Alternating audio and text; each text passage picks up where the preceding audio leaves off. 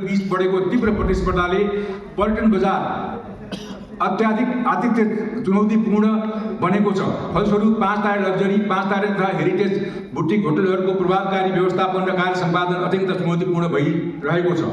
कम्पनीले हिमाल international power Corp private limited मार्फत भोटे कोशी पावर कम्पनी प्राइभेट लिमिटेडमा गरेको लगानीबाट समीक्षा आर्थिक वर्षमा करिब 86 लाख रुपियाँ नगद लाभांश प्राप्त गरेको छ। कम्पनीको पूर्ण स्वामित्व रहेको सहायक कम्पनी सोल्टी हस्पिटालिटी लिमिटेडले नेपाली लगानीकर्ताहरूसँग सहकार्य गर्दै स्टिङ पिक इन्टरनेसनल प्राइभेट लिमिटेडमा रणनीतिक लगानी गरेको छ। उक्त कम्पनीले सोल्टी ब्रान्ड र ट्रेडमार्क अन्तर्गत राष्ट्रिय तथा अन्तर्राष्ट्रिय चेन होटलहरूको व्यवस्थापन र सञ्चालन उच्च व्यावसायिक दक्षतासहित निरन्तर गर्दै आएको छ।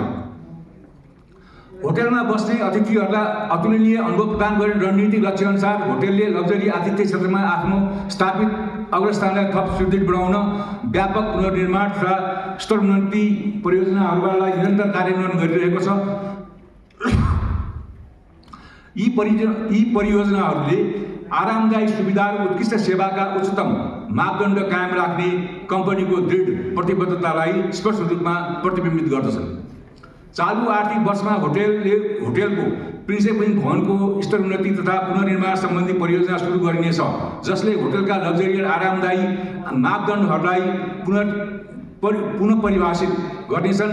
यस अन्तर्गत पहिलो तला बाहेक प्रिन्सेप विङका सबै अतिथि कक्षहरूको क्षेत्रफल विस्तार गर्दै तिनलाई अन्तर्राष्ट्रिय लग्जरी डिलक्स स्तर अनुरूप आधुनिक रूपमा पुनर्निर्माण गरिनेछ। 60% का दरले नगद लाभांश वितरण गर्ने र कम्पनीको पूर्ण चुक्ता सेयर पुँजीको 15% बोनस सेयर जारी गर्ने सिफारिस गरेको छ।